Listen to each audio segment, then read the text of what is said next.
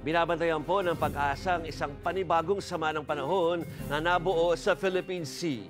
Sa observation satellite ng windy.com, nasa silangan po ng Itbayat, Batanes ang kumpol ng ulap dahil sa low pressure area. Ayon sa pag-asa, sakaling lumakas po yung LPA at maging tropical depression, ay tatawagin po itong bagyong Igme.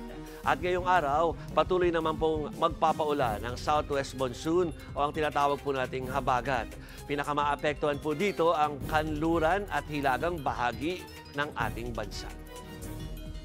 At kaugnay ng balitang yan, makakausap po natin si Pag-asa weather forecaster, Chanel Dominguez. Chanel, magandang tanghali. Magandang tanghali din po sa inyo at magandang tanghali din po sa ating mga tagapakinig. So weather update po muna tayo. Ito po ating binabantayang low pressure area ay isa po, meron na po siyang high chance po na maging isang ganap na bagyo within the next 24 hours. Samantala, asahan po natin dahil po dito sa low pressure area ay yung southwest monsoon na hinihila po nito or ini-enhance ay magdadala ng mga tuloy-tuloy na bugso ng pag-ulan dito sa Zambales at Bataan. Occasional rains naman dito sa Ilocos region, magiging maulap naman na papawirin na may mga kalat-kalat na pag-ulan dito sa Metro Manila, Northern Samar, Eastern Samar at nalalabing bahagi ng Luzon. Para naman sa nalalabing bahagi ng Visayas at kabuuan ng Mindanao, asahan po natin, makakaranas naman sila ng generally fair weather na may mga isolated rain showers at localized thunderstorm lalo na sa hapon at sa gabi. Sa ngayon, wala na po tayong nakataas na anumang gale warning sa anumang seaboards ng ating bansa. Pero pinapaalalahanan pa rin po natin ang mga kababayan po natin na medyo delikado pa rin po na pumalaot po sa mga seaboards po ng western ng Luzon. Yan po muna latest dito sa Pag-asa Weather Forecasting Center. Chanel Dominguez po, magandang tanghali.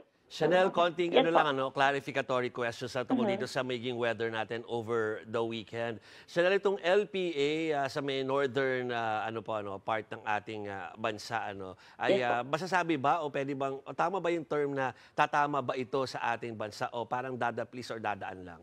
So nakikita po natin, mababa po yung tsansa or wala po siyang tsansa na mag-landfall po sa anumang parte ng ating kalupaan. Pero asahan po natin yung trough nito or yung extension ay magdadala rin po ng mga pag-ulan, lalo na po dito sa extreme northern Luzon, particularly Batanes at Babuyan Island. Okay, gabay lang sa ating mga kababayan ng mag-weekend. Weekend na ngayon actually, yung talagang yung i-enjoy yung Sabado at Linggo.